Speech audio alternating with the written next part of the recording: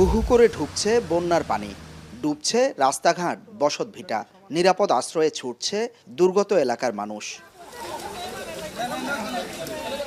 গৃহস্থালির আসবাবপত্র সহ গবাদি পশু নিয়ে বাড়ছে বিড়ম্বনা, সময়ের সঙ্গে পাল্লা দিয়ে বাড়ছে দুর্ভোগও। বেশিরভাগ বসতঘরেই ডুবে আছে হাঁটু থেকে কোমর পানিতে, রান্না খাওয়াও বন্ধ প্রায়। গত ৩০ বছরে এমন বিভীষিকা দেখেনি এ অঞ্চলের মানুষ। আমরা পানিতে কষ্ট করতেছি ঘরের ভিতরে, আমার ঘরের ভিতরে এক কোমর পরিমাণ পানি।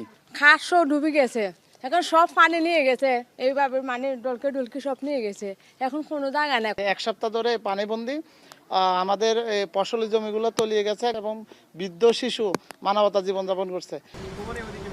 উজান থেকে নেমে আসা ঢলের জলে চোখের সামনেই ডুবছে নতুন নতুন জনপদ।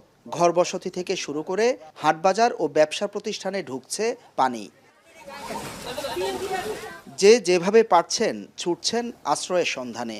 এমন অবস্থা চট্টগ্রামের মিরসরাই, ফটিকছড়ি, রাউজান, সীতাকুণ্ড সহ ৯ উপজেলার ৯৩টি ইউনিয়নে। পানিবন্দী প্রায় ২ লাখ মানুষ। এই করুণ অবস্থায় আমার রান্না বাড়া কিছু চলে না, যা ৪-৫ দিনের জন্য।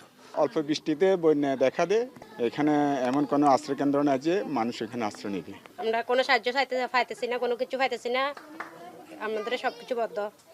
চট্টগ্রামে হালদা, ফেনী ও মুহুরী নদীর পানি বইছে বিপদসীমার উপরে। বিদ্যুৎ, ইন্টারনেট সেবা সহ সড়ক যোগাযোগ বিচ্ছিন্ন হওয়ায় ব্যাহত হচ্ছে উদ্ধার তৎপরতা। স্বজন ও প্রিয়জনের খোঁজ নিতেও বিপাকে পড়ছেন অনেকে। এ অবস্থায় দুর্গতদের উদ্ধার করে আশ্রয়কেন্দ্রে নেয়া সহ শুকনো খাবার ও ত্রাণ সহায়তার দাবি বানভাসীদের। হোসাইন জিয়াদ, এখন, চট্টগ্রাম। ২৫০টিরও বেশি ডিজাইন অপশন নিয়ে ওয়ালটন স্মার্ট ফ্রিজ, বোঝে আপনার প্রয়োজন।